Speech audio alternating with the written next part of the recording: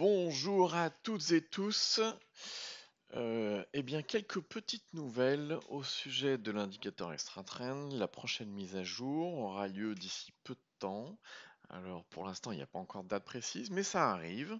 Pourquoi il n'y a pas de date précise? Déjà, euh, simplement, il faut le temps, il a fallu le temps, pardon, de faire venir huissier pour constater la propriété du code, etc., déposer la marque, etc. Tout ça, c'est des choses qui prennent du temps. Et puis, voir aussi avec ProReal Code de quelle manière est-ce qu'on pouvait, comme c'est un deuxième indicateur, qui est donc le compagnon entre guillemets d'ExtraTrain, comment on pouvait faire en sorte que tous ceux qui ont la licence ExtraTrain aient automatiquement cet indicateur sur leur plateforme. Donc voilà, c'est pour ça, ça prend un petit peu de temps. Je vous tiendrai au courant au fur et à mesure du temps, tout bêtement. Ce que je vous propose, c'est de faire un petit tour de cet indicateur. Comme d'habitude, dans l'avertissement, cette vidéo est uniquement à but pédagogique. Je partage simplement mes propres avis et réflexions. Les actions présentées, alors là, il n'y en a pas, on s'en fout. Et vous êtes seul responsable de vos investissements. Pour me suivre, c'est comme d'habitude, c'est sur Twitter, @RenFrance. Et justement, ce qu'on va regarder, c'est le CAC, par exemple. On va commencer par ça. C'est le plus simple à comprendre, etc. Alors, cet indicateur, c'est donc l'indicateur Metascore. Pour vous expliquer le principe, tous les intervenants qui vont acheter, vendre des titres, etc., ou n'importe quel autre actif, euh, vont regarder différents indicateurs, différentes choses. Est-ce qu'on casse des plus hauts? Est-ce qu'on utilise? Ils vont regarder si on a une cassure de donchion. Ils vont regarder si les Bollinger. Ils vont regarder les moyennes mobiles. Ils vont regarder Ishimoku. Ils vont regarder énormément de choses. Donc j'ai rassemblé plus d'une vingtaine de signaux, dont ceux d'ExtraTrain également, hein. Et puis d'indicateurs, pardon. Et puis j'ai fait une synthèse de tout ça avec une note globale qui arrive entre 0 et 100 en fonction des différents signaux, des indicateurs, etc. Donc vous l'aurez compris, plutôt que d'avoir je ne sais combien d'indicateurs sur l'écran, etc., un seul suffit, il nous synthétise ce qui se passe, ce que voient les différentes personnes en fonction des indicateurs qu'ils regardent, etc., des signaux qu'ils regardent, etc. Ça, c'est une première chose. La seconde chose également, c'est qu'il y a différents intervenants qui regardent des signaux dans différents horizons de temps. Il y en a qui vont être sur du très court terme, de l'intraday, il y en a d'autres qui vont être sur du court terme, il y en a d'autres qui vont être sur du moyen terme, sur du long terme, etc. Donc également dans cette note est prise en compte pour cette vingtaine d'indicateurs le signal de ces indicateurs ou pas. Donc bref, on obtient une note entre 0 et 100 qui nous indique bah, euh, où en sont les différents indicateurs, les différents signaux sur les différents horizons de temps. Donc tout ça pour attendre simplement ce qu'on peut appeler l'alignement des planètes et puis investir uniquement au moment où tout le monde regarde dans le même sens, au même moment, etc. C'est-à-dire dès qu'on a le vent dans le dos finalement. Et puis on va pouvoir éviter aussi les périodes où justement on a plutôt le vent de face et tout est plus difficile. Donc voilà, on a cet indicateur-là qui pour l'instant n'est pas très parlant. On va aller dans les paramètres et pour le configurer, on va mettre par exemple un max score, c'est-à-dire un seuil de score maximum à 80. On va le paramétrer par défaut comme c'est l'indicateur, je pense, hein, parce qu'il faut bien trouver un paramétrage par défaut. Après, à chacun d'affiner en fonction de ses besoins, etc. Et je le mets à 80. Donc une fois que j'ai mis cet indicateur-là à 80, eh bien j'ai mis on va retourner dessus, des zones de couleur. Si on est au-dessus du seuil, c'est en vert. Si on est en dessous du score minimum, on ne l'a pas encore utilisé, mais on va l'utiliser, ça sera en rouge. Donc on voit bien en zone en vert toutes les zones où on a le vent dans le dos. Et effectivement, si on compare avec ce qui se passe, par exemple avec l'indicateur extra-train ou avec les cours, on trouve ça plutôt cohérent. Alors, c'est intéressant, effectivement, parce que euh, ça va nous rassurer sur le fait qu'on ait vraiment le vent dans le dos. Et puis, bien souvent, on va avoir des corrélations entre les différents indicateurs, etc. C'est pour ça que, par exemple ici, on a un point de départ qui est strictement le même que celui de l'indicateur extra-train. On a une sortie qui est strictement la même, etc. Puis il y a d'autres moments où ça va être légèrement plus décalé. Alors là, pareil, on a un point d'entrée qui est ici. Par contre, la zone ici où il y avait une incertitude, eh bien on l'a pas parce qu'on a encore un maximum de signaux et d'indicateurs qui restent positifs. Donc cette zone d'incertitude, on l'a pas, celle qu'on avait sur l'indicateur extra trend. Un autre intérêt, c'est quoi? C'est que on va éviter de trader sur l'indicateur extra trend les zones où finalement on a assez peu d'indicateurs qui nous poussent, on a assez peu le vent dans le dos, bah, comme ici par exemple. Ici, on sait très bien que cette zone-là, bah, on va pas la prendre parce qu'on n'a pas un maximum d'indicateurs avec nous. Donc voilà l'utilité. On peut faire différentes choses. On peut également, tiens, le paramétrer pour se dire, bah tiens, dès que j'ai en dessous de, allez, 70, dès que je suis en dessous d'une note de 70, je vais afficher en rouge l'indicateur pour que visuellement je puisse savoir, dans ces zones-là, il ne faut surtout pas que je trade, il ne faut surtout pas que je prenne de position. Pourquoi? Parce qu'on n'a pas un maximum d'indicateurs avec nous et tous les horizons de temps ne sont pas en corrélation, ne convergent pas. Donc effectivement, là, on retrouve bien toute cette zone-là où on va toucher à rien, bien évidemment, hein. Vous voyez, depuis cette chute-là, il n'y a jamais eu de vert, tout bêtement. Également, de la même manière, on va pouvoir lisser ici sur le paramètre smooth, on va pouvoir lisser la note de manière à pouvoir, un, filtrer des faux signaux, et deux, pourquoi pas suivre des tendances qui sont plus longues. Par exemple, tiens, je vais mettre un score maximum à 60 avec un lissage de 50, et puis je vais mettre un score minimum à 30, et voilà, on a, tiens, je vais dézoomer, on verra peut-être un peu mieux, on a grosso modo les grosses tendances qu'il peut y avoir. On va se mettre même sur plus d'unités, on va se mettre sur 1000 unités par exemple. Et on va voir se dégager les grosses tendances qu'il y a sur le CAC, etc. Alors là, on est sur le CAC, mais on peut recommencer exactement la même chose. Tiens, on va se mettre à 80 sur différentes actions. Alors, le but, c'est pas de faire un tutoriel, j'en ferai un beaucoup plus tard en prenant vraiment le temps de le faire correctement. Donc le but c'est pas de faire un tutoriel, mais on va passer deux trois valeurs pour comprendre un peu le principe. Qu'est-ce qu'on peut... Ah bah tiens, une qui est intéressante. Tiens, on va mettre SO. SO, je la trouve intéressante. Pourquoi? Bah parce que finalement, pendant longtemps, on aurait pu être tenté de prendre toutes ces périodes-là, etc. Les petites hausses qu'il y a eu, simplement, il faut savoir qu'on n'a pas le vent dans le dos, on a le vent de face. Et effectivement, on voit que les indicateurs, ils sont suffisamment faibles pour qu'on n'ait pas à s'inquiéter de prendre une position à ce moment-là.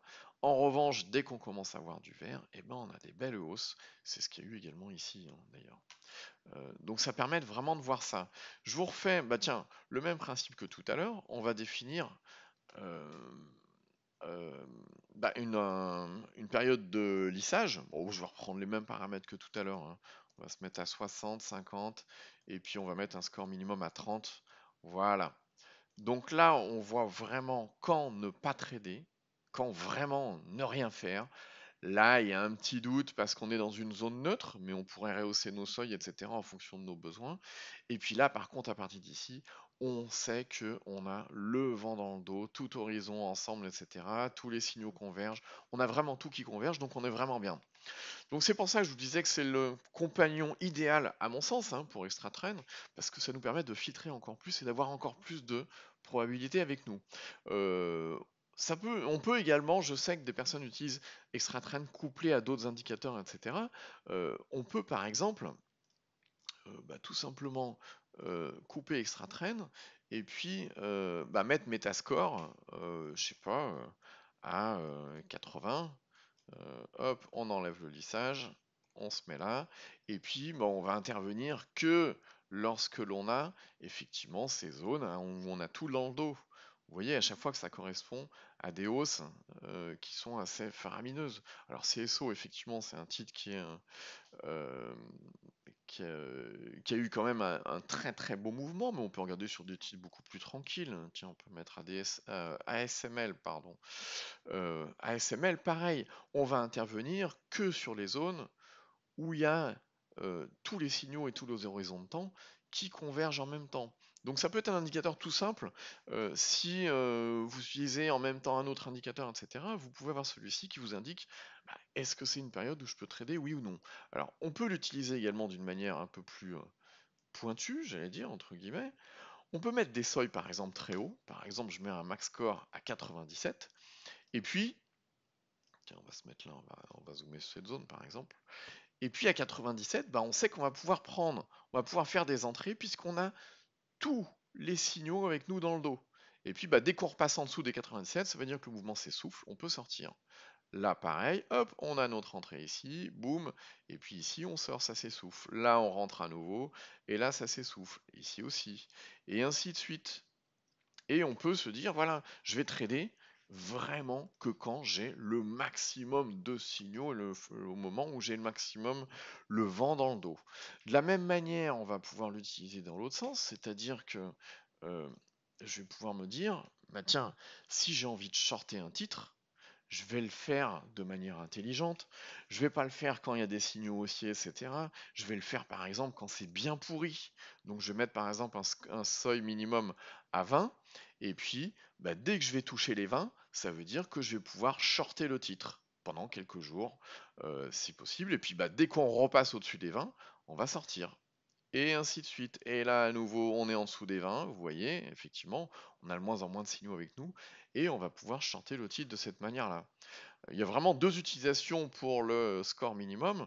On peut l'utiliser comme ça, ou alors simplement le mettre assez haut, par exemple, en se disant, voilà, si je suis rouge, je ne prends aucune entrée, parce qu'il y a trop peu de signaux avec moi. Euh, donc voilà, ça c'est quelque chose qui est possible de faire également. On peut regarder deux, trois autres titres, hein. Qu'est-ce qu'il peut y avoir d'intéressant? Tiens, de la grosse. On va se faire Esker. Alors, qu'est-ce que ça donne pour Esker? Bah là, par exemple, sur Esker, si je me mets, on a toujours le seuil à 97, donc on rentre vraiment quand c'est bullish, quand c'est patate, quand il y a tout qui converge, les différents horizons de temps et les différents indicateurs, etc. Et là, par exemple, j'ai mon entrée et on voit que je tiens mon entrée jusqu'à ce que le mouvement s'essouffle.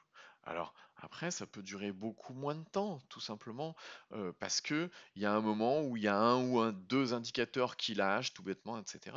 Mais on voit effectivement qu'en se mettant à 97, on peut être là uniquement quand ça se passe. De la même manière, j'ai oublié de vous le dire, je vais mettre des exemples de screeners comme on l'a fait pour ExtraTrend pour vous permettre de faire vos propres screeners ou par exemple, je vais vouloir détecter bah, tous les titres qui étaient en dessous de 97 et qui bah, là aujourd'hui passent le niveau des 97 par exemple. Donc effectivement, si je mets ce niveau-là, 97, j'imagine qu'il y a assez peu de titres. Tiens, on va le faire tourner par exemple.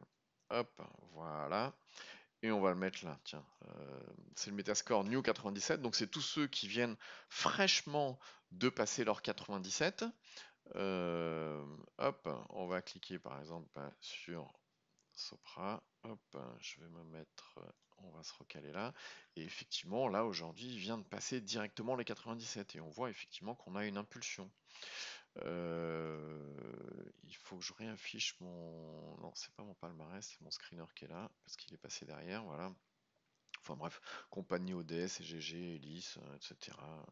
Je vous les fais pas tous, mais on va pouvoir faire plein de screeners comme ça. Voilà, aujourd'hui, lui vient de passer au-dessus des 97. Pareil, je veux savoir tous ceux qui sont au-dessus des 80. Hop, je le mets à 80 et puis bah, il va me chercher. Alors c'est un peu long parce que vous imaginez bien que pour calculer le score qu'il y a là en cherchant dans les différents horizons, les différents signaux, etc., c'est un petit peu long. Mais voilà, il me cherche les différentes valeurs et il me sort tous les métascores qui sont au-dessus de 80. Par exemple, j'ai AXA qui est au-dessus de 80. Donc là, si je mets mon seuil hop, à 80, on va vérifier. Effectivement, aujourd'hui, il passe bien au-dessus des 80. Donc on peut faire pas mal de choses comme ça. Je vous tiendrai au courant de la suite des événements. Je pense pas que ça prenne très longtemps. Je vais voir, je vais me rapprocher de Nicolas de ProRealCode qui est alors c'est très facile de travailler avec lui parce qu'il est très flexible, il a toujours des idées, des solutions, etc. Donc on va voir ensemble comment est-ce que avec votre licence extra-train, vous pouvez avoir également cet indicateur. D'après ce que j'ai compris, on en a un petit peu discuté, je vais être obligé de créer cet indicateur comme étant un deuxième, comme extra-train par exemple, et puis on va créer un bundle, c'est-à-dire un pack. On va modifier Extratrain en disant que c'est un bundle et à chaque fois que vous avez une licence Extratrain, boum, il y a l'autre indicateur, donc Metascore, qui sera disponible dans votre plateforme. Donc voilà, c'est tout pour aujourd'hui et puis ben, je vous dis à très bientôt.